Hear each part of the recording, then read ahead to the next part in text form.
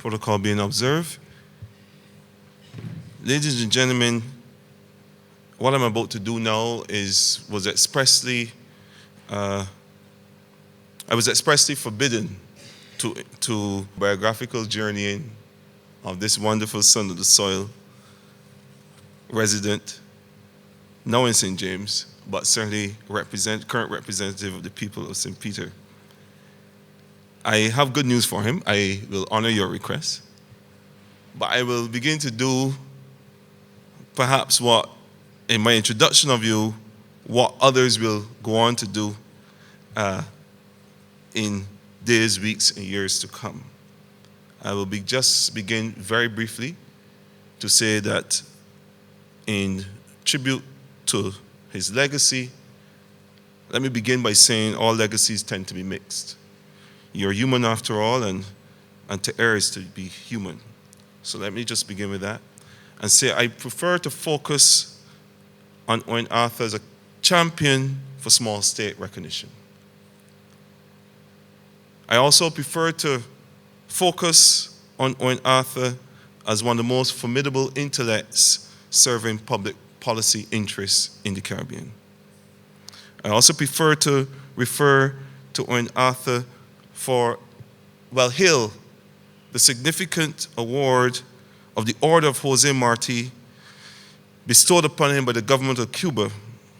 If you know anything about Cuban history and the pride that they have and the revered way in which Jose Marti is understood, then you would have to understand that the magnitude of that honor bestowed upon Owen Arthur has to be recognized as tremendous. I also welcome him, and I'm very excited by the fact that he is a fellow in residence at the University of the West Indies, Cayfield campus. I say that because I'm walking on the shoulders of a giant who was, in 1982, a research fellow in the then Institute of Social and Economic Research. And we have the photographs. We also have the photographs of then our principal, Madam Principal. Professor Udine Bartow was also a member. We also have a photograph, a special one, where the current Prime Minister, Frandos Stewart, was also a member, research fellow at the Institute of Social and Economic Research. But we like to think that we are welcoming back at the university one of our own. And I wouldn't dwell anymore and just simply say I commend this fine scholar, this fine public policy representative, this fine Prime Minister, former Prime Minister, but you know how we do things in the Caribbean, this fine leader, this fine model of what a democrat really is, because it's quite rare in the world to find someone serving as Prime Minister of 3 2/3 governments and walking away from that without once seeking to behave in any unruly manner in relation to trying to recapture that distinction. I introduce and I bring to you the Right Honorable Owen Arthur.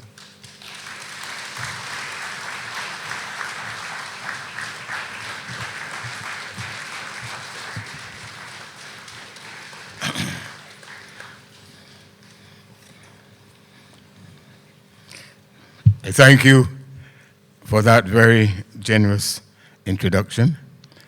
I want to thank my Member of Parliament, Mr. Donald Linnis, for making this possible. And before I come to my formal speech, just let me clarify one matter. The theme of my speech is towards a new governance. It has been chosen by me. It is not towards a new government. That would have been chosen by me. I also want to say that there is no truth in the rumor that my representative has organized this function so as to provide evidence that I have not died. At least that part of me that is visible to the naked eye.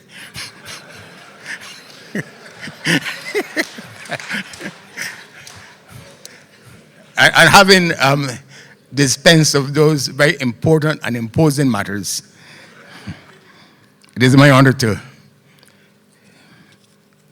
as a fellow in residence at the University of the West Indies, and as a constituent of the constituency of St. James South, proceed to address you. When historians come to reflect on how Barbados celebrated the Golden Jubilee of its independence, it is important that they should be able to draw from contemporary perspectives as to where the nation had reached, where it appeared to be heading, and what were likely to be the crucial factors which would determine the outcome of the course of its development. This lecture is intended to offer a perspective on some of those matters. And it is so very important that we, the people, speak in our own name and in our own voice on matters such as these. For throughout a long history, a lot of opinion about what Barbados stands for and what is likely to become of it has been proffered by others, and much of it has not been charitable. For example, in 1860, after a visit to the region, Anthony Trollope published The West Indies and the Spanish Main. His opinion of Barbados was savage, and I quote, "The pity is that the Barbadians think themselves should think so much of their own achievements. No people ever praised themselves so constantly. No set of men were ever so assured that they and their occupations are the main pegs on which the world hangs." That was said of us. Almost a century later, Patrick Leigh Fermor visited and began and ended his chapter on Barbados in his book, The Traveler's Tree, in these terms: "The only occupants of Barbados when the English first landed there were a number of wild swine. Since then, the history of the country has varied little. It was without a pang that we flew away to Trinidad. Looking backwards, we could almost see suspended with the most delicate equipoise above the flat little island the ghostly shapes of those twin orbits of empire, the cricket ball and the black ball." Again, in 1966, a special issue of the New World was published to commemorate the attainment of Barbados' independence. Gordon K. Lewis' contribution on Barbados was a chapter entitled "Nobody Like Me," and it began, "It is difficult to speak of Barbados except in mockingly derisory terms." It is also very striking as to how often only the most dismal opinion has been advanced about our nation's prospects. None more so than that which was offered on behalf of the Conservative Party of the United Kingdom during debate in the House of Parliament on the Barbados Independence Bill by Mr. Edward Duncan. And he said, "It was very clear that independence would bring very great difficulties for Barbados because of the size of its population and because of its lack of materials." As if in contradiction of these misgivings and negative opinion, Barbados' experience over the first 50 years of its independence is one that, on balance, can be classed as an example of civilized development, characterized by many accomplishments, which have matched and which have exceeded those of many countries which faced similar circumstances, but which had much more than we to support their development. Among these accomplishments must be the quality of life this nation has afforded to its citizens, and the sheer extent of the human development that has been ushered in this country once advantage has been taken of its capacity to manage its own destiny. By 2007, indeed, Barbados came to be ranked as being the equivalence of a developed country on the strength of the quality of its human resource. The second accomplishment has been the emergence of a strong and a sturdy middle class as the backbone of this society. I say to you that one of the challenges of development is that of ensuring that each generation enjoys greater fortune than the one which preceded it. That test of development has largely been met in the first 50 years of our independence, as borne out in the fact that my generation has done and is doing better than that of my father. A third major accomplishment has been the physical transformation of much of rural Barbados. Housing and other living conditions in rural Barbados have for many years, many decades, been retarded by the land tenure arrangements which reflected the country's enduring legacy from the era of slavery. That has been addressed through the social engineering introduced by the Tenantry's Freehold Purchase Act.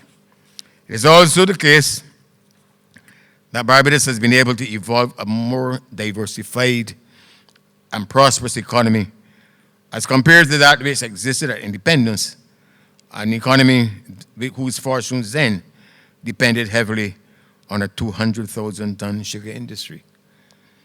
The country has also added significantly to its political independence by acquiring judicial independence when it accepted the jurisdiction of its own court, the Caribbean Court of Justice, in all of its dimensions. Our nation has also stood out as a model of democracy. Indeed, it speaks volumes that Barbados is one of the few countries in the Caribbean whose elections do not have to be supervised by others, and where the rule of law has prevailed, and where the rule of law has been strengthened and deepened.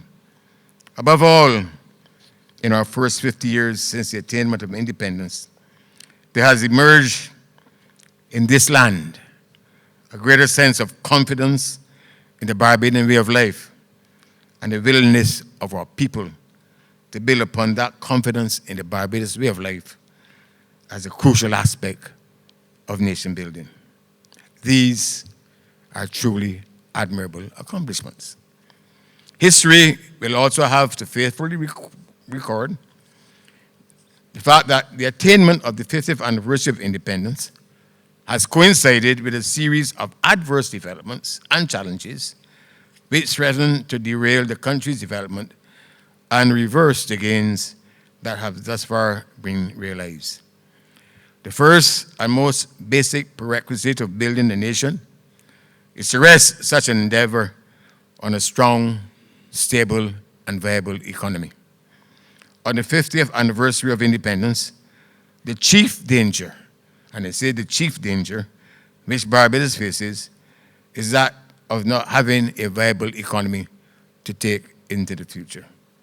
The solvency of the state and its capacity to honor the financial obligations that have come with nationhood is a significant part of that problem. But the source of the problem is not fiscal. It is more deep-seated. And it is what has inspired my lecture this evening. The source of the problem fundamentally has to do with the fact that the model of development that has thus far been employed in Barbados has run its course and needs to be replaced by alternative forms of governance. It is within that theme a development model that has run its course. And I speak to you on the issue towards a new governance. First, and perhaps foremost, as a small open economy, the production boundaries of Barbados are and have largely been set by provisions of international trade law and the nature of its bilateral economic and financial relationships with its major trading partners. In Barbados' case, such factors have turned from being benign to being negative in their effect on us.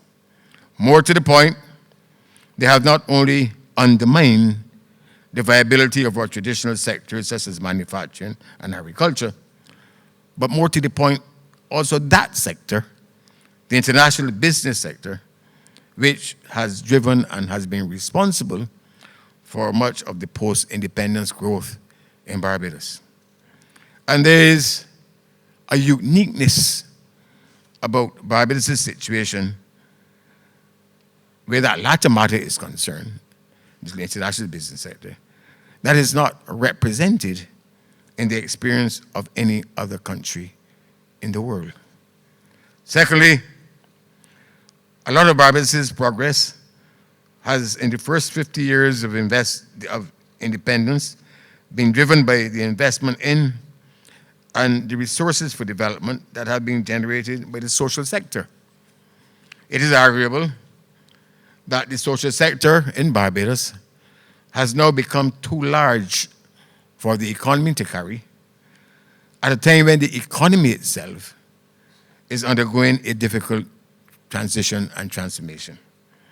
A rebalancing of the relationship between the social and economic systems of Barbados appears to be warranted in order to bring back harmony to the process of national development. Third, the state in Barbados has over the 50 years made available to the citizens at large and without discrimination a wide array of entitlements and social services based largely on the principles of universal and free access. The Wagner Law and the Beaumont Law, which I will discuss later, which taken together state that the capacity of a state to indulge in such developmental largesse will eventually spur out of the reach of the state, now appears to be operative in Barbados. Fundamental adjustments, therefore, have to be made on the range of entitlements afforded to citizens by the state, and a more nuanced approach has to be brought to bear to determine who should benefit from state entitlements. Fourth, and related to this, insofar as Barbados' development and competitiveness have been rested largely on investment in education and health, should the state have to reduce its presence in these sectors, mechanisms would now need to be put in place to enable the private sector to assume a greater and a new responsibility for activity in sectors which have traditionally fallen as activity for the state.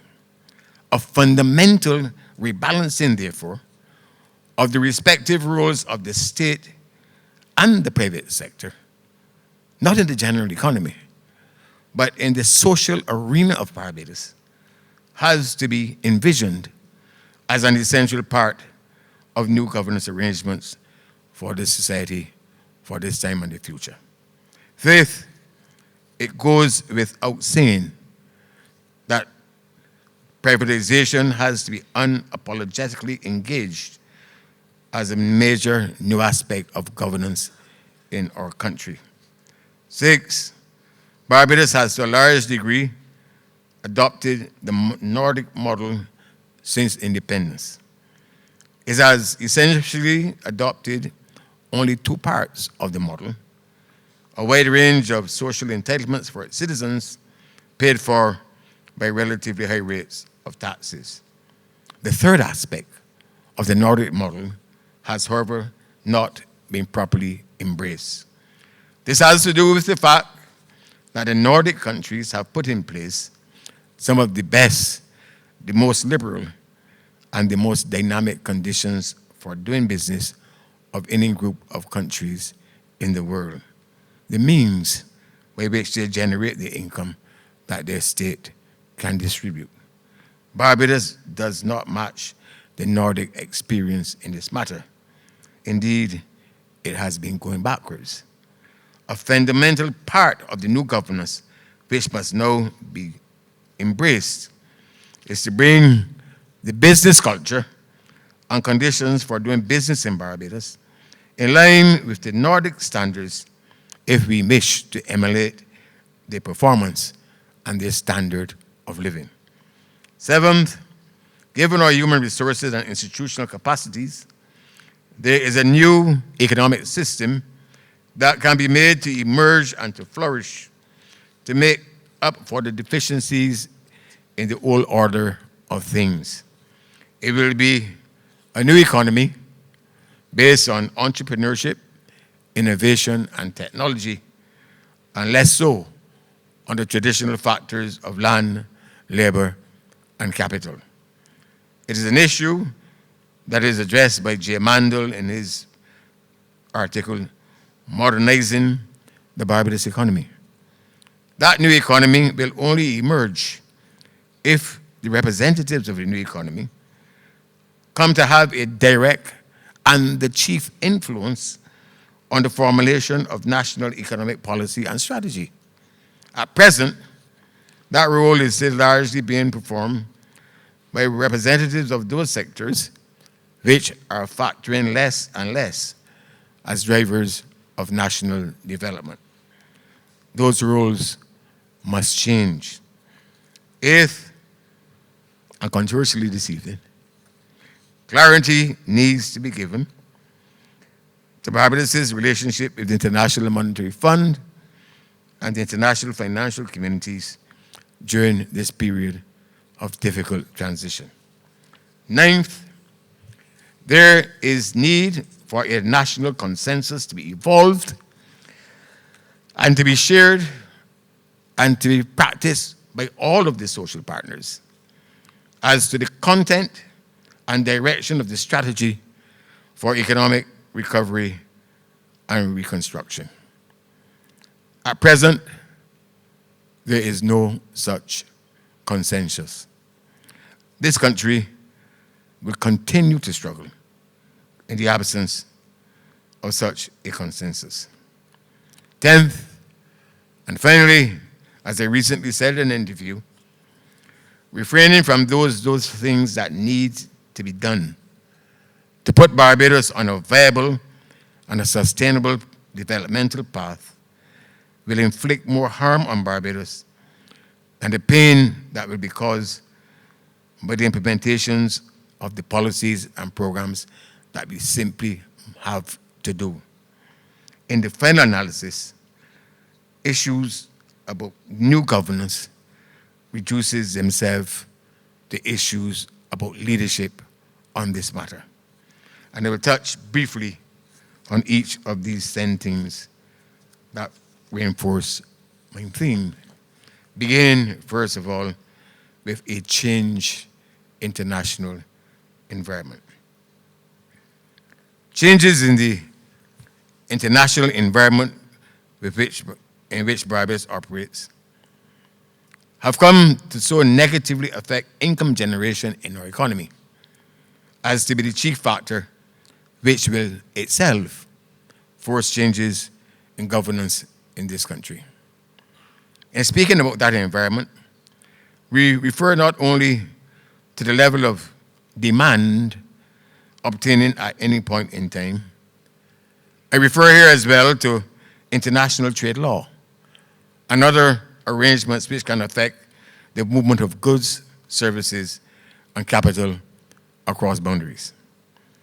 Grantley Adams, Errol Barrow, and Tom Adams will find the international trade law, which now bears on Barbados, totally alien to their experience. For prior to 1994, and before the coming into existence of the WTO, international trade law, and especially that embodied in the enabling clause of the Tokyo Round, enabled developing countries to protect domestic industries by the use of quotas and non-tariff barriers. That same set of laws, did not require that developing countries such as Barbados should get involved in reciprocal relationships with the developed world. Our manufacturing and agricultural sectors prospered and made substantial contributions to economic activity under the aegis of such an international trade regime. The WTO has since 1994 instituted radically new rules of trade which they can legally enforce. Licenses, quotas, and non-tariff means of protecting domestic enterprises which were of fundamental importance in the past have now been outlawed. And special and differential treatment for countries other than those classed by the UN as the least developed economies have now been made to amount to no more than degrees of flexibility in the implementation of new reciprocal trade relationships. In the absence of protectionist devices, and by having to face international competition in our domestic market, our traditional sectors such as agriculture and manufacturing have gone into a steep decline. Adverse developments in trade law are not the only change in the global arena that are now having a negative impact on Barbados. Barbados' international business and financial sector has been the main addition to the structure of our economy since independence. Its contribution, until recently, has been the most dynamic and has, quite frankly, provided much of the additional revenue to government by which improvements in the standard of living of our people in general has been financed. To illustrate, between the year 2001 and 2007, the sector's contribution to government's revenue is estimated to have risen from 12% to 34% and came at its peak to amount to $356 million in that year. This extraordinary situation was due in large measure to the fact that Canadian companies account for about 80% of all international business in our sector. They occupied that place because Canada provided an exempt surplus tax treatment to countries with whom it has tax information exchange agreements. Barbados was the only country in the Caribbean which had a tax information exchange agreement with Canada up to 2007. So it was the only country that was in a position to enjoy that exemption. And what that means is that Canadian companies operating in Barbados pay tax at 1% and repatriate the balance of their profits to Canada without having to pay taxes on that profit. Wonderful, doesn't it sound? By that means, Barbados became the place in the world that had the third largest concentration of Canadian investment. $60 billion of Canadian investments were made in Barbados, and an amount exceeded only by the United States and Canada. Our prosperity depended on that slender thread of a special exempt surplus arrangement offered to us, but not offered to other Caribbean countries. Since then, however, Canada has extended its exempt surplus tax arrangements to all other countries in the Caribbean, with which it has now entered tax information agreements, some of which charge no corporation tax. In consequence, international business and financial services have migrated from Barbados, leading to a decline in revenues directly generated by the sector from $356 million in 2007 to only $97 million in 2013. Also changed the terms of its foreign accrual property income regime to limit the erosion of its tax base that arises from the operation of holding companies in places such as Barbados. Our other major trading partners have also been making changes to their regulatory regimes that will themselves adversely affect the operations of the international and business and financial companies based in our country.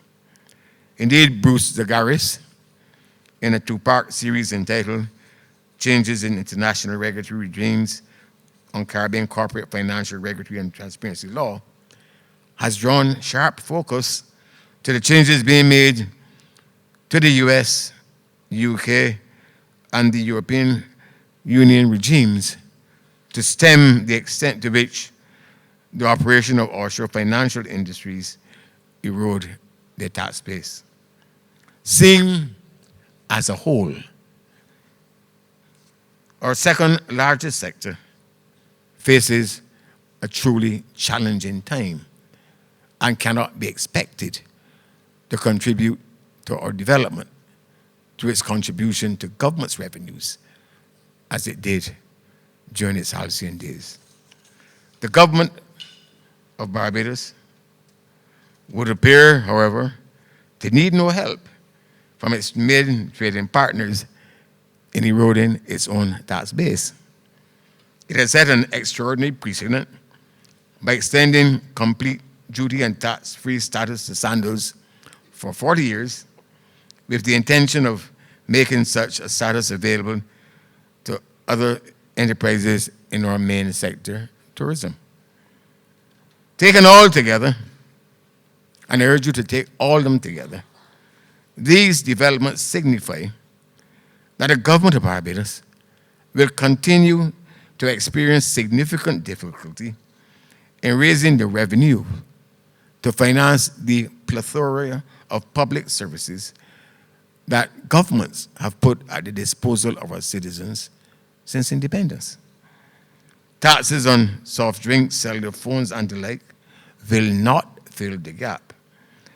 Increased taxation, indeed, on a shrinking economy is likely only to be counterproductive as it may lead to a reduction in revenue. Above all, resorting to the printing of money by the central bank on the scale recently observed to cover government expenses is the worst possible action that should be indulging in the circumstances. Unchecked, it will make it impossible for Barbados to maintain the exchange rate value of our dollar. To the extent that the factors which are bearing adversely on government's capacity to earn revenue are not cyclical, but are structural in nature, it will be necessary for the government of Barbados, any government of Barbados, to make a substantial adjustment in its spending of over $250 million over the next few years to restore solvency to the public finances. This will be a huge endeavor which has to be properly managed so as not to destroy any prospects for growth and development over the medium term. But it will, in my judgment, making an adjustment of that nature will be the single most important factor that will occasion and require a fundamental change in the manner in which Barbados's public affairs are managed. It will be the factor that will set in train some of the most far-reaching new relationships between the various estates of the society. That is, I choose to refer to this evening as constituting a new governance for Barbados. I did next with the issues of sectoral rebalancing. The second and the third sets of issues, the balance between the economy, and the social sector, the range of entitlements. I intend to take these issues at one. When I speak about the rebalancing, I speak about the need to control the growth and the range of social benefits and entitlement the government offers to its citizens, and the need to rebalance the relationship between the social sector and the economy. It may be argued that even if the government of Barbados was not experiencing difficulty in generating revenues, it would at some stage be forced to bring under active consideration the scale of the entitlements and social services that it provides to its citizens. For it has been shown by empirical testing that the demand for welfare services tend to increase faster than national income, a phenomenon known as the Wagner law. In addition, Baumol's law asserts that the unit costs in the production of welfare services tend to rise faster than productivity in the economy as a whole. There's every reason to believe that the Baumol law does obtain in Barbados in respect of the rising per unit costs in healthcare and education.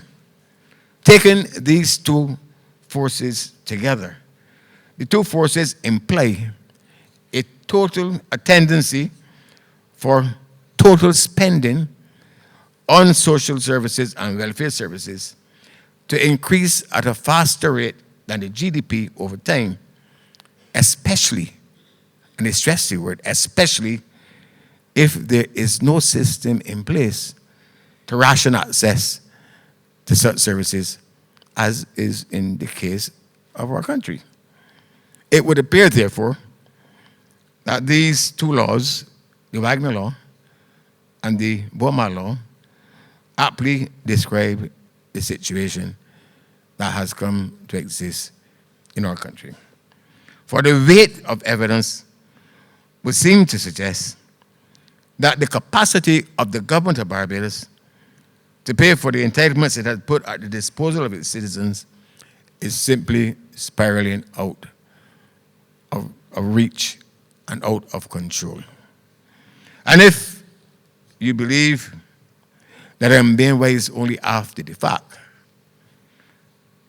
and criticizing the present government, let me say that indeed in 2007, in my last presentation to Parliament as Minister of Finance, I spoke in the following terms, and I quote, "To live within our fiscal and debt management means we now have to be circumspect in creating more social entitlements, save and except for the truly needy. And we have to reform some of our entitlement programs to eliminate expenditure waste." Since then, new entitlement programs have been created and paid for, not out of increased revenue, but by increases in the level of the national debt and by the printing of money of our central bank. The country, in so doing, has put itself on a certain path to ruin. This ill-fated journey must be stopped and must be put in reverse. As regards the rebalancing of the relationship between the social sector and the economic sectors, the simple thesis here this evening is that if, by carrying out a program of fiscal consolidation to restore viability to the public finances, if the state in that process is forced to reduce its own involvement in the society, the state should put in place arrangements to allow the private sector to expand its presence and to have an active presence in spheres of activities that has historically been deemed to be exclusive spheres for the state alone. This provides the most powerful argument for privatization. Highly insightful exposition along these lines on this matter is indeed set out by Avinash Prasad in a paper for the Center for International Governance and Innovation entitled, and I quote, "Fostering Growth and Development in Small Countries Through Disruptive Change." All of Mr. Prasad's proposals in respect of the manner in which disruptive change in the provision by the state of services, especially in the area of health, education, and transport, cannot be easily implemented, nor do I agree with all, especially his concept as to how tertiary education should be paid for. But the article ought to be part of a great conversation taking place in Barbados at this time as we ponder how to make the next 50 years of independence more fruitful than the first 50. Related to this, I therefore turn to the issue of privatization. Barbados will not succeed unless a carefully conceived and managed program of privatization is made part of its economic future. Indeed, we live in a contaminated moral and intellectual environment when privatization can be made a divisive issue and is demonized as a development and management tool that government should use. For both political parties have at various stages constituted the government, have made use of privatization.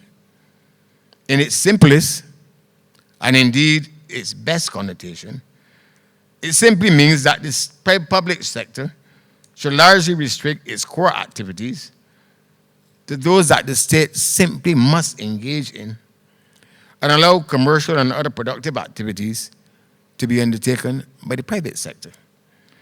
And this often requires the state to sell of its commercial enterprises to private investors. In the case of the privatization that was undertaken by the government that I led, the 20% shares in the BNB that the government owned after the bank was privatized came to be worth more than the full net value of the bank when it was wholly owned by the government. And the bank, after privatization, succeeded in expanding in private hands to the point where it was able to employ twice as many Barbadians in private hands than when it was owned by the state. So much for the theory that a bumblebee cannot fly. More to the point, the government of Barbados, like those in the rest of the Caribbean, will not succeed in overcoming the horrendous debt problems with which it is afflicted unless it finds a way to end and to have to borrow to transfer funds to cover the losses or to improve the impaired balance sheets of the commercial enterprises that it owns. Indeed, a recent study by the Caribbean Development Bank on debt sustainability has substantiated that most of the recent debt incurred by Caribbean countries, including Barbados, have not been to pay for government central expenses, but to cover the loss of state enterprises or to meet the expenses which accrue when government guarantees of loans raised by its commercial enterprises become real rather than contingent liabilities. The government of Barbados now owns and operates 60 state enterprises.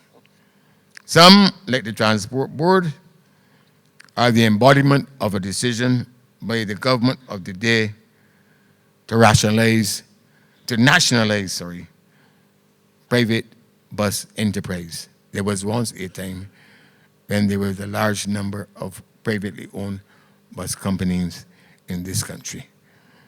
The bus system that we have is a result of a government with socialist tendencies and ambitions deciding to nationalize private enterprise. This continues to be one of the enduring legacies of Grantley Adams in Barbados.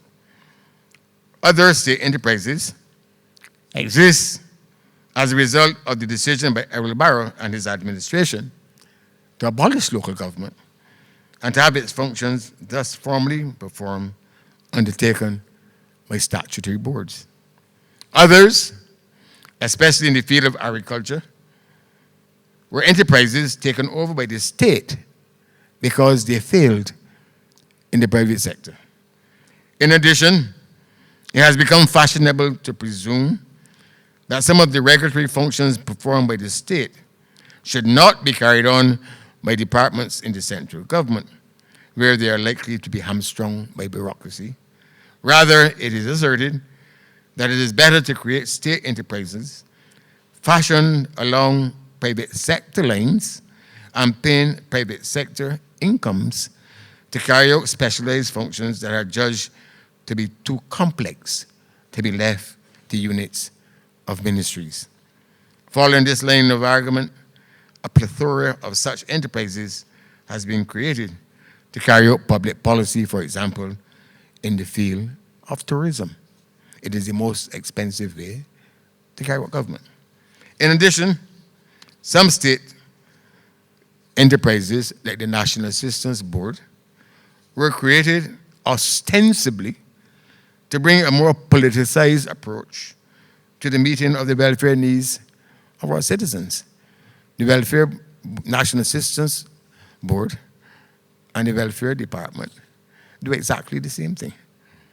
But the National Assistance Board was created because Tom Adams had to find a way of giving Don Blackman his way. Others, that is true, others have been created because the role of the state now encompasses such areas as environmental protection and security that have loomed larger and larger as responsibilities for the state in recent times. Transfers and subsidies by the government of Barbados to its 60 enterprises until recently amounted to $1.2 billion. Those transfers and subsidies have come to constitute one of the fastest areas of growth of public expenditure. It is a level of expenditure that cannot be carried on indefinitely by an economy that itself is under stress. As such, there is no program of fiscal consolidation to restore solvency to our public finances which can be conceived that does not entail rationalizing the operation of the state enterprises as part of new governance arrangements for this nation. The caveat I will offer this evening is that any privatization of the large state-owned enterprises in Barbados should be accompanied by the provision of employee shareholder options and opportunities. For there might be nothing which can conduce more to the enhanced productivity in this island that is needed to spur growth for people engaged in commercial enterprises owned by the state to go to work and to give up their best in the expectation of being able not only to earn a wage, but also to earn a dividend. As mentioned earlier, the aspect of the Nordic model that has received too little attention is that the countries involved feature in most reports on global competitiveness and the like as having the best and the most liberalized business conditions of any group of countries in the world. that liberalized business environment, rather than raw materials, is the means by which they attract enterprises that wish to operate in locations where there is a business culture that conduces to containing costs, generating satisfactory rates of returns, and enabling technological dynamism to be a principal driver of economic growth. Benchmarking of our ease of doing business and the other factors which affect costs and rates of returns in Barbados to match best practice in the global economy should be made a mandatory aspect of Barbados under all circumstances. But such an exercise, reaching international best practice in respect to the ease of doing business, such an exercise looms even larger as a potential source of growth and transformation, because given the limited fiscal space available by which government can stimulate the economy, a great premium must be attached to any instruments of development which do not entail charging taxes, cutting expenditures, nor any other forms of kind of fiscal consolidation, as just simply easing business conditions do. Adopting the Nordic approach to business and investment facilitation in all of its aspects can therefore come to be one of the most impactful new forms of governance as we move forward with our economy. I deal next with the need to create a new entrepreneurial class. Sometimes it is necessary that a new world has to be brought into existence to redress the imbalances of the old. Such an exercise needs to be engaged in as part of a new governance for our times in Barbados. I earlier referred to an article by J. Mandel entitled Modernizing the Barbados Economy. Mandel is correct in his assertion that tourism does not allow Barbados to optimize the range of skills whose development have been the subject of much public investment. It can't be depended totally to drive our development. He's equally right in his assertion that the business community as presently constituted does not possess the capabilities to lead Barbados out of its present economic difficulties. Our governance arrangements must therefore be designed to facilitate the emergence of a new entrepreneurial class which can spearhead the drive to make Barbados become a truly knowledge-based economy. Indeed, Barbados' future may in fact come to depend upon how quickly it can cause an indigenous international business class, and I say international, domestic, not one that we invite, to emerge who can take advantage of market access provisions for services in the new generation of trade agreements being negotiated in the world, and who can do so by the ability to utilize information and communication technology. There's a large number of services that are now being liberalized through trade agreements, which Barbadian people based at home can take advantage of simply by using the tool of information technology. And they don't have to take, almost every professional service can now be sold globally. But two barriers, and two important barriers, need to be overcome to accomplish this. The first is that access to finance has been identified as one of the chief barriers to the formation of new enterprise in Barbados. The financial system of Barbados, while this is happening, is characterized by excess liquidity. The private sector of Barbados needs to treat cooperation among its component parts and to bring about the development of new instruments to support the creation of enterprises by reason of their access to finance as a priority, a national priority, to remove this unnecessary bugbear to our national development. Secondly, a lot of activity across national boundaries is taking place through things called global supply and value chains. Securing our enterprises' participation in global supply and value chains must become an important element in the joint effort of the state and its private sector to create a new successful class of entrepreneurs and a new economy in this country.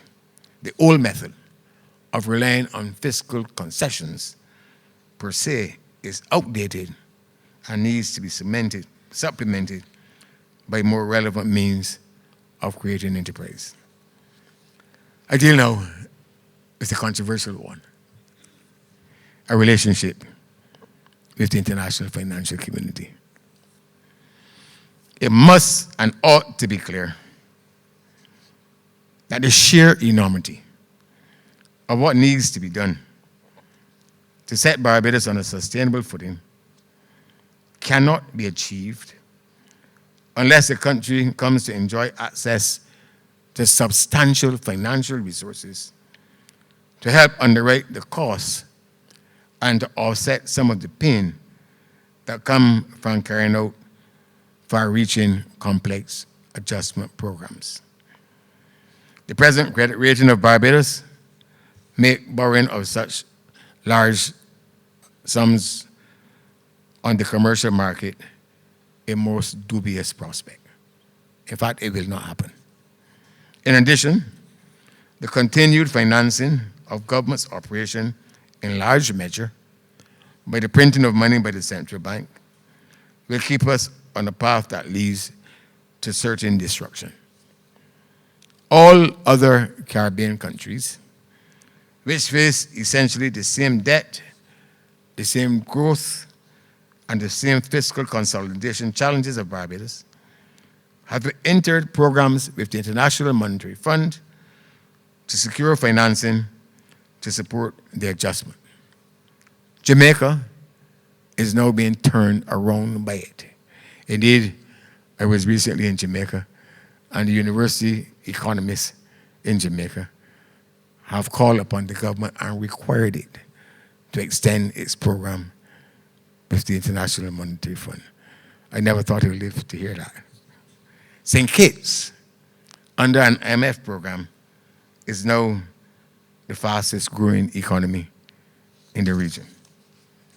The turnaround they are experiencing is because there's a new IMF. It has recently adopted a new approach to structuring its relationships with countries. It no longer imposes quantitative targets of its own derivation on the countries concerned. Rather, the countries specify their fiscal and economic reconstruction program in collaboration with the fund, and that program is thereafter agreed to be the set of activities whose implementation the fund will support by providing the necessary financial resources. And indeed, let me plead guilty. I recently spent a weekend with the public officials of Grenada, helping them to craft the program that they put together to the International Monetary Fund to get resources from the International Monetary Fund. So I can't plead innocence in the matter. Barbados, however, has been carrying out a program of fiscal consolidation and economic reconstruction as prescribed by Article 4 consultations with the fund. It is therefore employing IMF-type policies in our country. The recommendations of those Article 4 consultations do not call for an exchange rate adjustment. They do, however, call for timely and effective implementation of all of the policies which the government of Barbados agrees with the fund as being the best suited for the transformation of the economy. And when you read the IMF reports, they've said the authorities said that they agreed with X and Y. Barbados is therefore essentially implementing an IMF-style adjustment program without having access to IMF funding to cushion the effect. It would be useful to take stock of what IMF funding for Barbados would amount to. Barbados presently has a quota in the IMF of 130 million US. Depending on the extent of the adjustment proposed, it could borrow from the fund between 3 to 5 times that quota. That is between 390 million US and 650 million US. It would do so at an interest rate of 1% as compared to the 7% which constitutes the rate at which the government of Barbados is now typically borrowing. An agreed program with the IMF would also trigger access to policy-based loans of the IDB and the CDB, which themselves could run into hundreds of millions of dollars, agree again on very concessional terms. The government of Barbados is not going to be able to clear the arrears with UWA and the private sector, nor make some of the transformations necessary to restructure the economy unless it can have access to funding on that scale and on those terms. This country has twice under the BLP and once under the DLP administrations have had to seek programs with the fund to overcome financial problems that were too large for the administrations to deal with on their own account. The hour of decision has come. There is no point, and I stress, no point implementing IMF policies without having access to its funding to cushion the negative effect of those policies.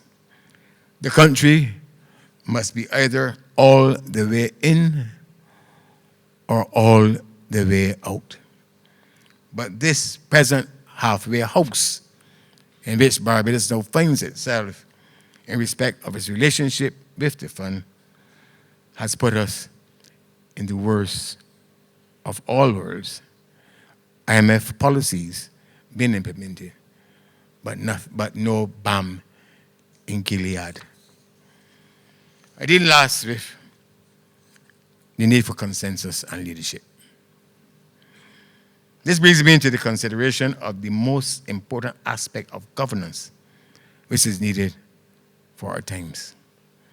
The crisis facing Barbados as a society is real, is multifaceted, and will not be overcome by recourses to old practices, nor to the maintenance, nor the preservation of an old and stale status quo.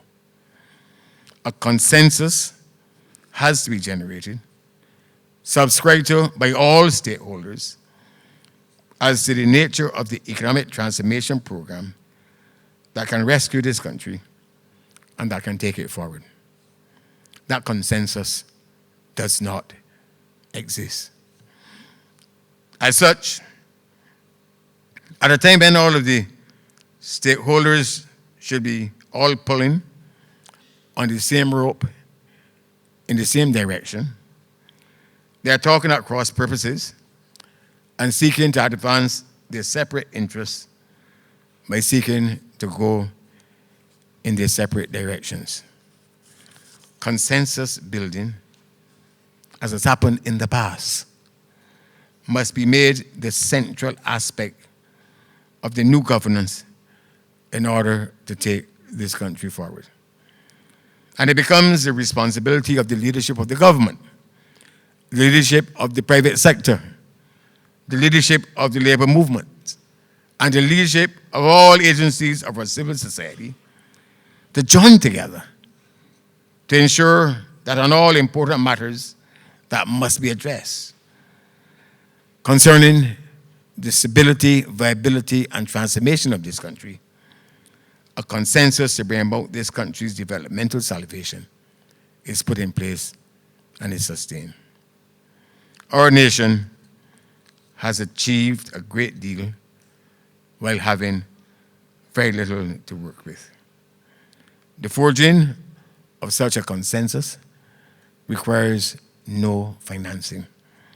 It simply requires the exhibition of a spirit of patriotism and the exhibition of goodwill and the practice of goodwill on the part of all.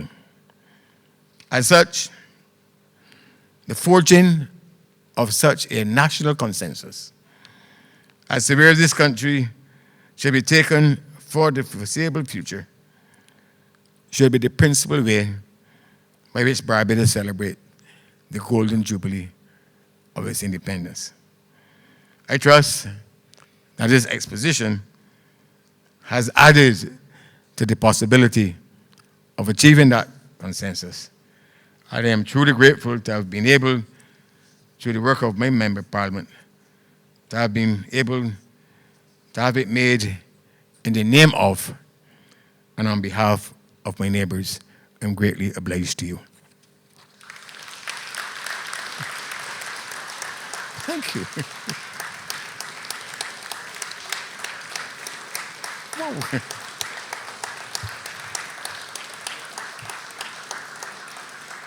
Wow. What questions? And as I said, it is called new governance, not a new government. I have walked away from those kind of things.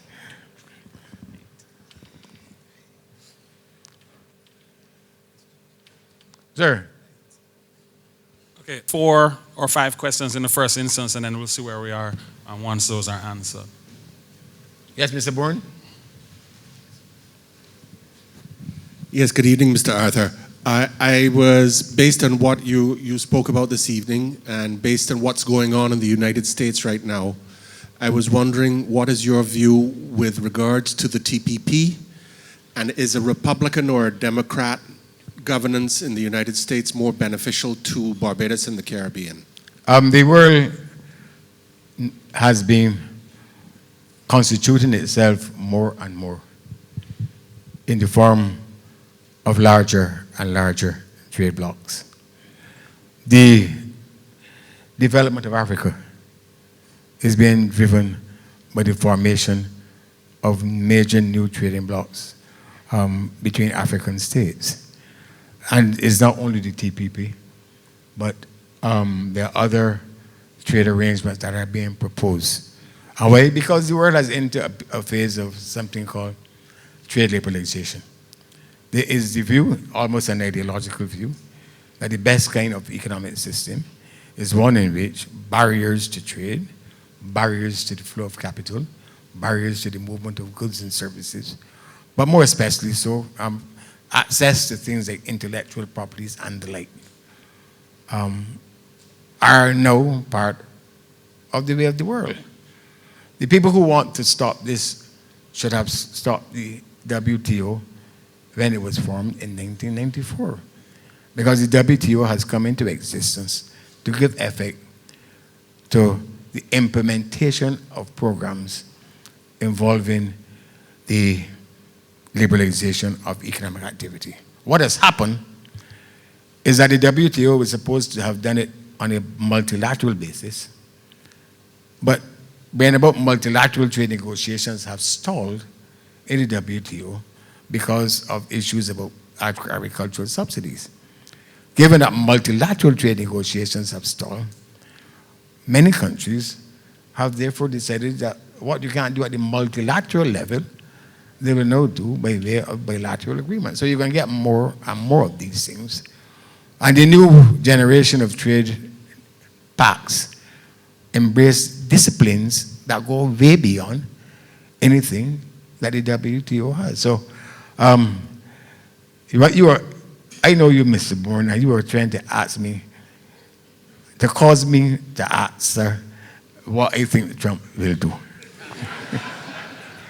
And that's what you want me to do, and I will not disappoint you. Trump has already indicated by his actions that he's a man of practical affairs. That he felt that he had to do certain things to win the elections. He's done them with admirable ruthlessness. And he now will do certain things with similar admirable ruthlessness to be the president of the United States of America. I wish that I could have been as ruthless as Mr. Trump. To embrace in the manner that he has embraced yesterday Romney. A man who described him in terms that in Barbados people call cursing a man past his burial ground. But he has embraced Romney.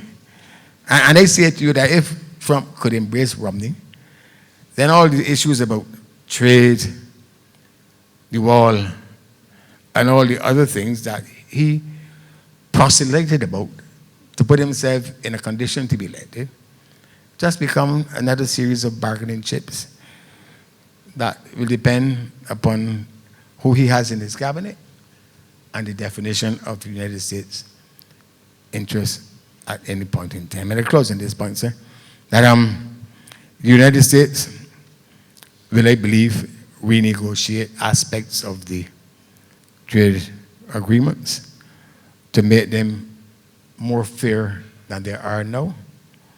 I believe that you will find that they will be, perhaps we even have to do it ourselves in the Caribbean, that countries under a trade agreement should not be allowed to come into other people's countries by existing enterprises, close them down, and then use the production capacity as important silos for the goods that were previously produced at home. And I'm here not criticizing Trinidad, I'm just making a general point. But that is the real problem with free trade. And that you have to find a way of managing it. And I believe that eventually Mr. Trump will want free trade because America is a private sector economy, but he will insist on more free trade. And that he will well find that we ourselves come to benefit. But my big fear is this, and I keep making it in every speech that I give. The Caribbean is the countries in the world that have the fewest free trade agreements with other countries. There are over 400 bilateral trade agreements between countries. We have only 4. And every time a group of countries offer themselves free trade, they agree to remove the duties and tariffs on the goods that they buy from each other. If this process of the proliferation of trade agreements continue, we will find ourselves in a position of unique disadvantage in the world. That those countries will be selling themselves duty-free, but they will be buying from us duty-paid. And it is something that I recently in Jamaica told Jamaica that we need them to remain in CARICOM to give leadership to the building of a new trade diplomacy so that the Caribbean too can become better engaged with the evolving trade bloc. So, Mr. Trump, sir, it's a matter of practical affairs. He's skillful in knowing how to win elections. I believe he will also be skillful in governing the United States of America, because all American presidents do what American presidents have to do. I hope that answers your question, sir. Next question, quickly, please. Yes, sir.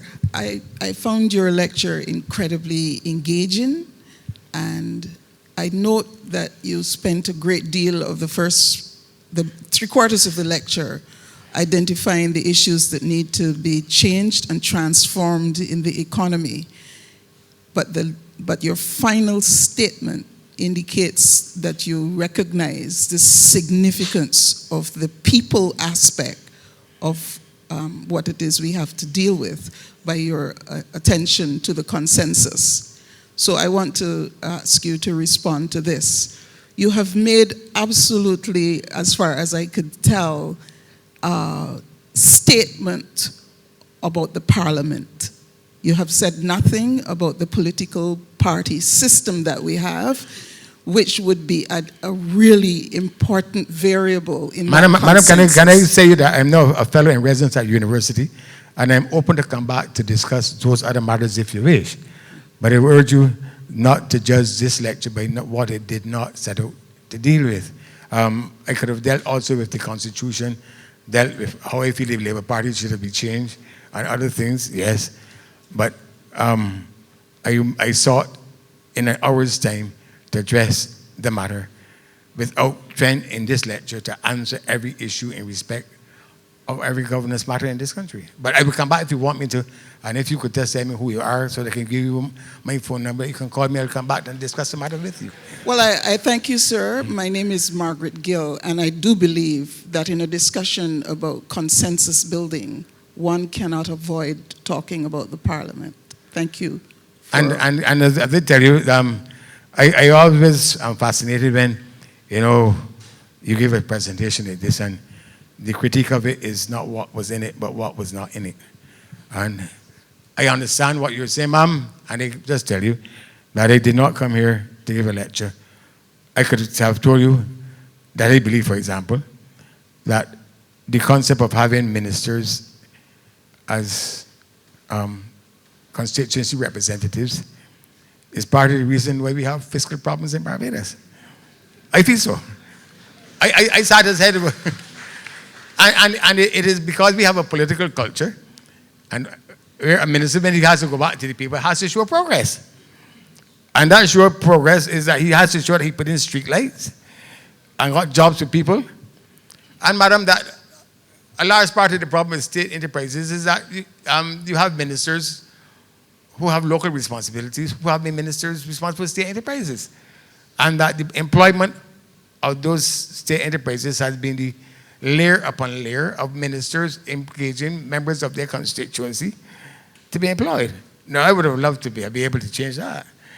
And I'm elaborating the point I want to make to you. As Prime Minister, I had running battles with ministers.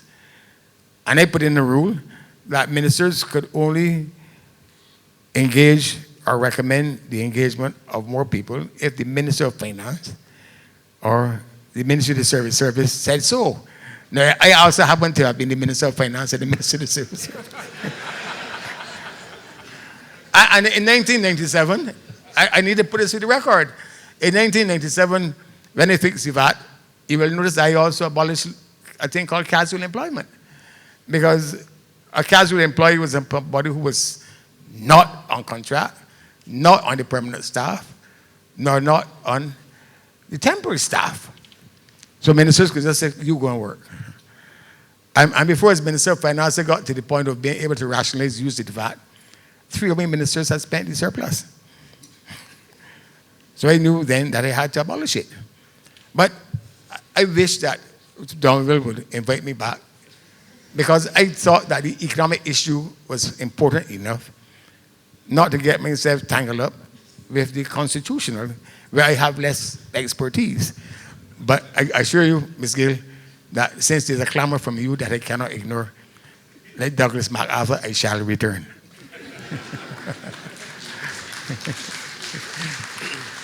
Next, please. Yes. Good night, sir. Thanks. Okay. And the second thing is, Are you expecting me to respond to that, sir? after you can you can do what you like.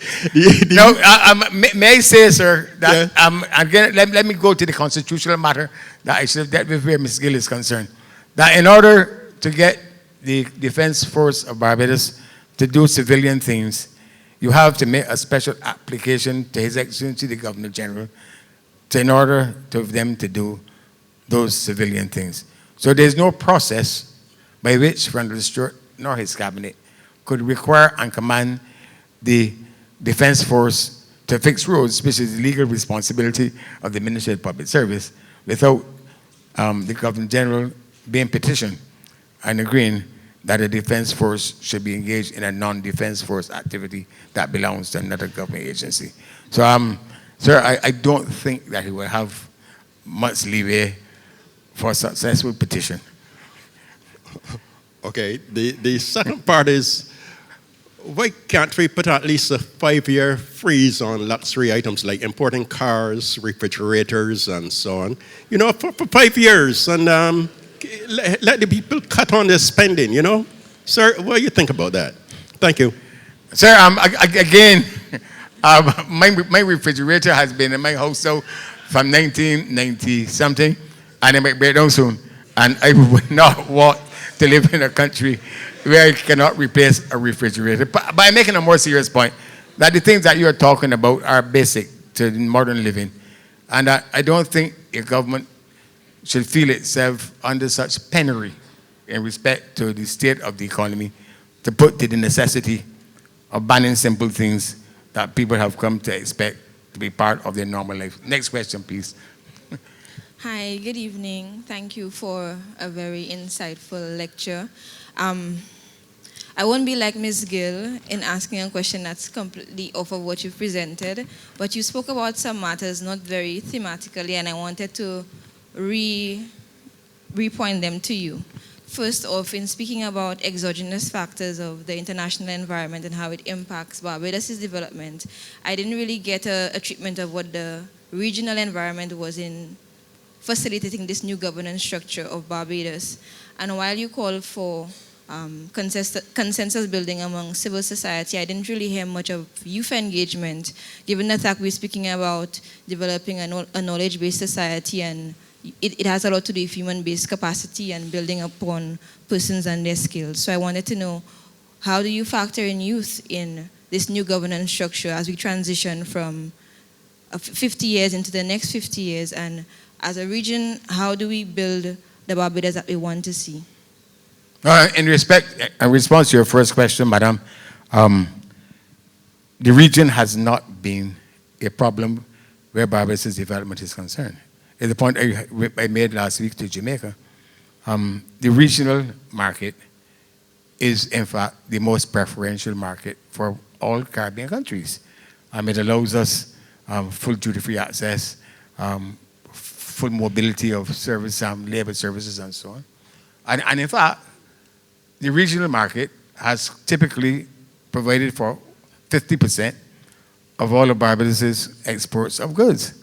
The regional market is a bigger market for Barbadian goods than the rest of the world combined in most years.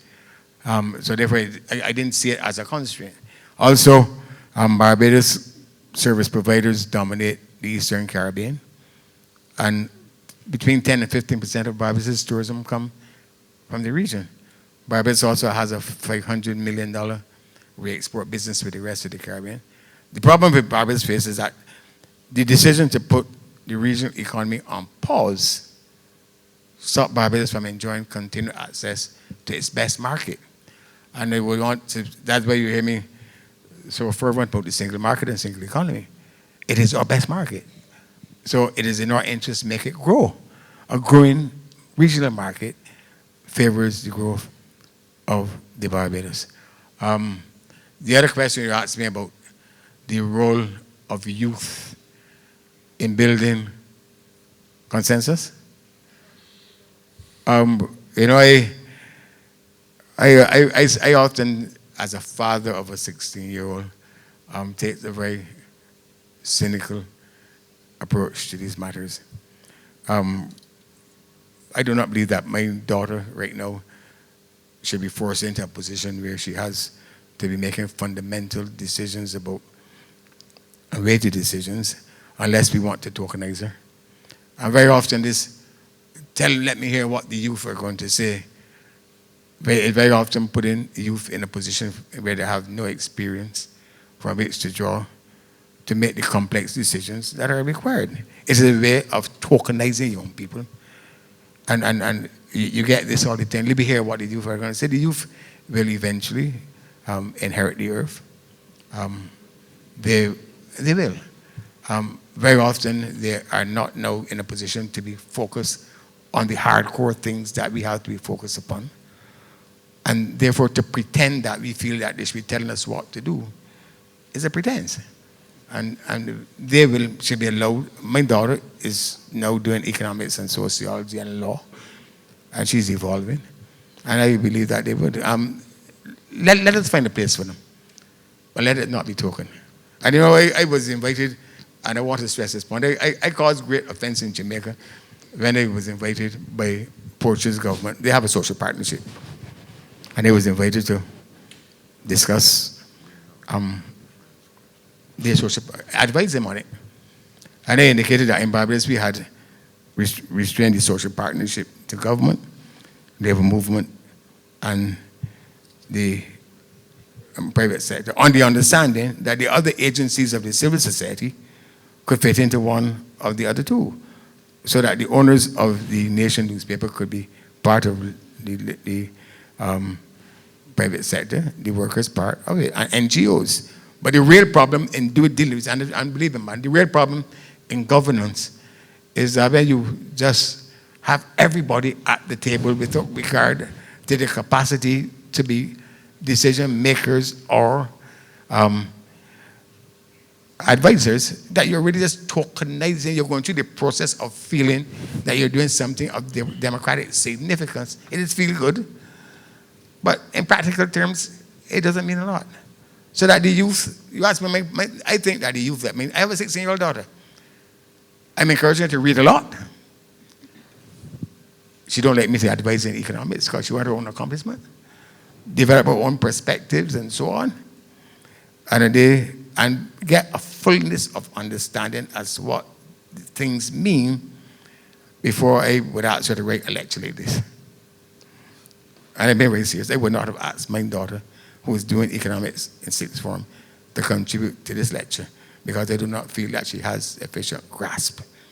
And let us find ways of involving the youth, but let us also allow them to develop their capabilities so that when they really must use those capabilities, they have fine-tuned them and developed them rather than being forced into these artificial postures that we have consultation for the sake of consultation merely because we want to be politically corrupt. The future belongs to the youth. The present belongs to us.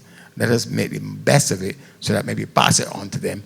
They will be able to carry forward the relay race.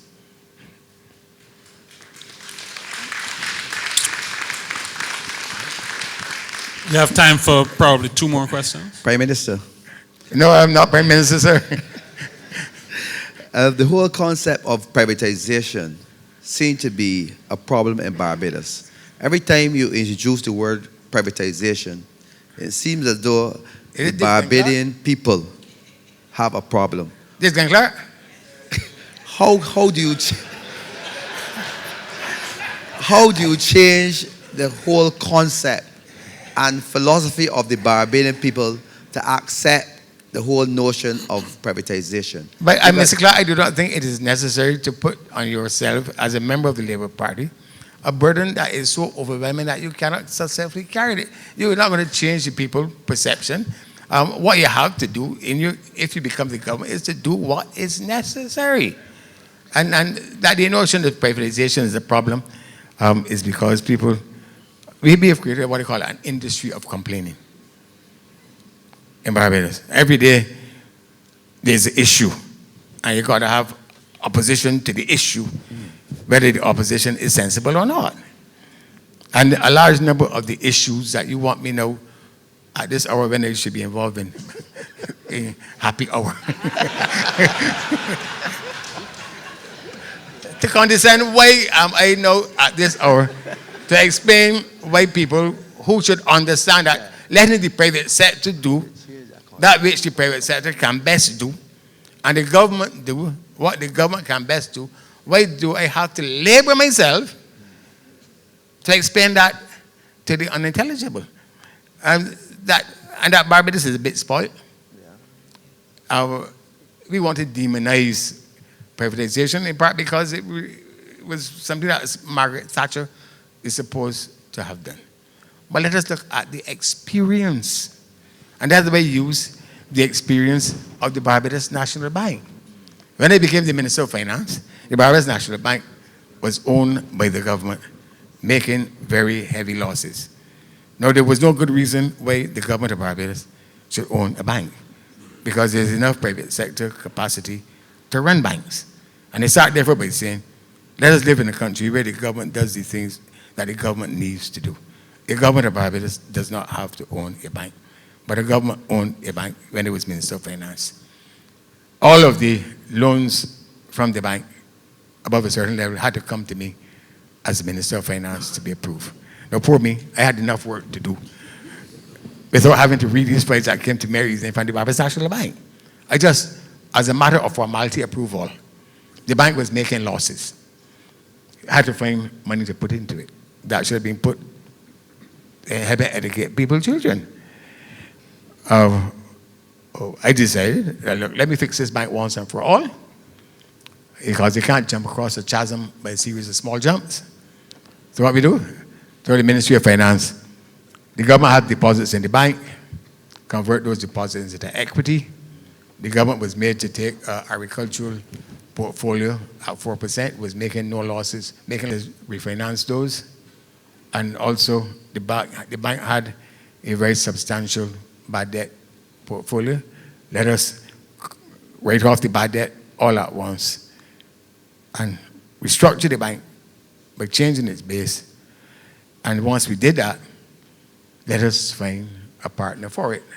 Because, my friend, there's a relationship between the capital of a bank and the size of the loans. A bank with small capital cannot make large loans, so therefore the BNB, as it then was, could not have written large loans. Once that was, then it said, well, I can't now put money in the bank because we need money to send school people children. So let us find a partner for it. We offered it, first of all, to the credit unions, and the credit unions of Barbados says, we do not want your bank. So we did. And then we said, well, if you don't want it, let me find a partner to come in to build out this bank. And that's when we went to Republic Bank. And I made the point earlier, and I want to stress the point, that the government ended up owning 20% of the shares of the bank. But because of the way how we did it, those 20% of the shares that we came to own was worth more than when the government owned 100% of the shares. And the bank in private hands has now created twice as many jobs as when it was owned by the government. You know, people say that in accordance with the laws of aerodynamics, a bumblebee cannot fly. But bumblebees have been flying for years. It's the same thing with privatization. You hear that if you privatize, you can have this, you can have that. But I want to make this point. I want to make it a great force. The British economy today owes a debt to Margaret Thatcher, because she took a lot of alien industries in steel and so on, and they said, I can be bold enough to transform them and put them into private hands. So that, Brian, I know you're the good guy, and that when you supported me in government in doing it, that you were not fooling me. So this question was being asked by you to cause me to elaborate on things that people should be told that you know and I know. And that the philosophy of privatization really has to be that the government really restrict itself to the core things that a government must do. Do them well and keep doing them. But the government should not feel that it has to go in and carry out activities that the private sector is capable of doing, because there's nothing wrong with the private sector. And that the concept of privatization carries about it an element of demonization. And if you step back from it for a minute, you will understand where the demonization is. Right. That what government does is good, what the private sector does is bad. And that you really got to get past that. Prime Minister, I also want to ask and that the government of Barbados, and if you all become the next governor of Barbados, this business about running things at a loss, transport board, you were Minister of Public Works, weren't you? How many people you in part of the transport board line? well, let me help you then. Yeah. There are two transport systems in this country. One is private, and one is public. And there are two transport systems that run in my constituency. I got places called Lonesome Hill. It's called Lonesome Hill because it is lonesome and far. And a private transport system services the people of Lonesome Hill, and the government does not have to pay a penny for it. But a public transport system goes to Lonesome Hill, and you, the taxpayer, have to take money and subsidize the transport board bus that goes to Lonesome Hill. And all we're really saying is that when in 1956, and they feel so strongly, there used to be a private transport system in Barbados. It was totally private. Grantley Adams nationalized it in the belief that socialism was the way forward. The transport board was intended only to be a regulatory institution. And ended up with the transport board being a massive bureaucracy that requires, how much, $60 million a year? 60. You have to put into the transport board to move people. Whereas you have a private system in Barbados where you don't have to pay a penny of the taxpayers to move people from my constituency in places as far as Lonesome Hill and whatever else. And let us get past the shibboleth. There's nothing wrong with private activity. I agree with that, Prime Minister, but my question really is, how do you Then you're going to lose the election to the Labour Party if you continue with this attitude. I just want to find out if you think Barbadians are ready and willing. Glenn, you asked me a political question. It's not a political question. And I'm telling you that they are not. Because, as you know, the last election, people was able to demonize privatization again. Ask Donville. So I'm answering the question for you that the people may not be ready. How do you get But a government does not necessarily have claim to do foolish things because some people are foolish. That's what I'm saying to you, Please.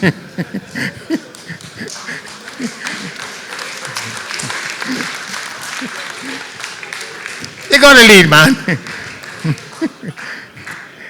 But let us do a better promise. And you heard what I said?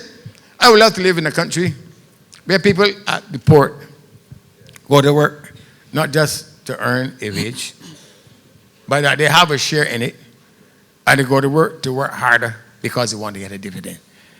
And that's my condition for privatization. Carry along the people with you. Like the airport. That's all I'm saying. And that it could be the thing that causes the increase in productivity that you can't get when people go to work only for the government and ain't working for themselves. So we have to have the great conversation. And I know how you all feel in the Labour Party that I caused you lost election because of privatization. But consider saying I might have saved you from having to do the things that the government is now presently doing. Next question, please. We have time. You all want me to get back in the habit of wanting to be involved in politics if you get this kind of crosstalk, This part of the politics I love. Next question, last question, please. Mr. Arthur. Yes, ma'am. Thank you for a very interesting lecture. I'm Marie Legault, the Canadian High Commissioner. Yes. You mentioned a lot of the challenges that Barbados faces and some of the solutions for a small economy. Could I ask you your views about more emphasis on regional integration as a solution? How do you see it? I didn't hear your question, ma'am. Regional integration. An emphasis on regional integration as a solution for not only Barbados, but for the region. Well, I just came back from Jamaica, appearing at the University of Essex. Jamaica has a commission to review its relationship to CARICOM. I appeared on that, and then I went to Jamaica last week. And I spelled out to them how much Barbados has profited from regional integration. And regional integration allows us to practice the things within the region and perfect them that we have to practice in the wider economy. It cannot be the full solution to our problems because there is a global economy to which we have to relate. But it's best if we relate to that global, and the global economy is where you have a liberal markets and whatever else. We should practice preparing to become engaged in the global economy by involving ourselves in integration at home. And why?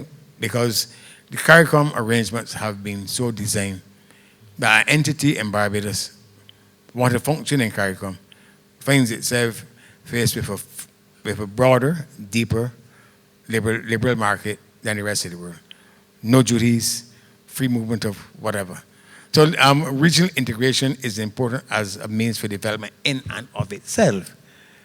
But it is important to enable the Caribbean to fit small economies that have to function in the global economies to be able to fit into those global economies. And to that extent, it is indispensable. When I spoke to Jamaica last week, I told Jamaicans that what we need from Jamaica is for Jamaica to help us to master our international trade negotiations. And that is where the Caribbean is failing the most. As I said, the Caribbean has very few bilateral trade agreements. We have one with the European Union now that is WTO compatible. We have one with the United States of America that is limited to goods, has to be renewed by way of a WTO waiver. And the Caribbean has a relationship with your country and the Caribbean that again is, I don't want to say old-fashioned, but it's not a modern agreement in the way in which your relationship with the European Union is a modern relationship. It is limited only to trading goods. Most modern trade arrangements cover services, intellectual properties, and a whole range of other issues.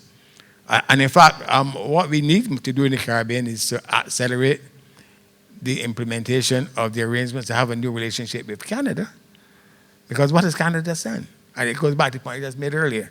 Canada now will have a new relationship with Europe where each of them confer upon themselves far, far better economic, financial arrangements than Canada has with the Caribbean. That's true. Because your relationship with Europe covers a vast range of disciplines that are not part of your relationship with the Caribbean. We cannot in the Caribbean, this has to be said, we can't in the Caribbean function in a world where people are selling themselves duty-free and have liberal access to services, intellectual property, and so on. But our relationship to our trading partners is limited to trade in goods. So may I urge Madam Ambassador that there be an acceleration of the negotiation of a new arrangement between Canada and the Caribbean to cover the issues that you cover in Europe, because if you have a relationship with Europe that is far better than you want to have with the Caribbean, it will make the Caribbean place in its relationship with Canada and the world more difficult. And I also urge the Caribbean to reconsider what constitutes the Caribbean for the purposes of renegotiating an agreement with you. The Caribbean would not have been able to conclude our EPA with Europe if the Dominican Republic was not at the table with us. A trade agreement between two sets of countries required that at least 90% of the trade has to be liberalized. Europe put 100% of their goods on the table and says we remove all duties on them. But we were only able to put enough of ours on the table to bring it to 90% of the two, because the Dominican Republic says we are prepared to liberalize more than the rest of the Caribbean. I don't know how the Caribbean now is negotiating with Canada, because as I seem to recall, Canada don't ever agree to remove its duties on 100%. And there's industries that you want to have sensitive industries. I don't think Canada is going to agree to liberalize 100% of its imports in the way that Europe has. And I don't know how the Caribbean is going to get to the 90% unless we have, it's going to be hard. And they've urged the Caribbean to include the Dominican Republic and Cuba as partners in negotiating before the rest of the world. Why? We have trade agreements with the Dominican Republic and Cuba that are limited to goods. We have free trade agreement. But in today's world, you live in societies where services and intellectual property and so on are the subject of transactions, and you must need a relationship that embraces those things. The Caribbean needs, therefore, to have new arrangements with Cuba and the DR that take the trading goods agreements and build them out, and then bring those people to the table with us when we seek to negotiate with you and the states and others. Otherwise, you're not going to be able to negotiate trade agreements because the rest of the Caribbean is too small to be able to put enough sensitive industries on the table to liberalize and negotiate. So the virtue of being of a regional movement in the Caribbean is not so much the regional market, but the ability of the region as a whole, if it so wishes, and gets its act together, to negotiate trade pacts with the rest of the world that bears a relationship to contemporary developments in the rest of the world. And that's why I'm fearful of that the rest of the world is galloping forward into the 21st century. The Caribbean is languishing in the 20th. And I'm sure that Canada is also going to, when you all finish with Europe, you all are going to have other trade agreements with other people long before you finish your negotiations with us. So we got to hold on to CARICOM, because not just because of the market, but because it anchors us to a better place in the world. And that is the importance of the CARICOM to us. Our external negotiations is vital to be mastered for small countries where the global market is more important than the regional. Last question, please. Glenn, you want to ask another question? That was the last one. Oh, that was the last. Unfortunately, we're out of time, everyone. Please join me in offering sincere thanks to the Right Honorable Owen Arthur for what I'm sure we all agree was a thought-provoking and timely lecture.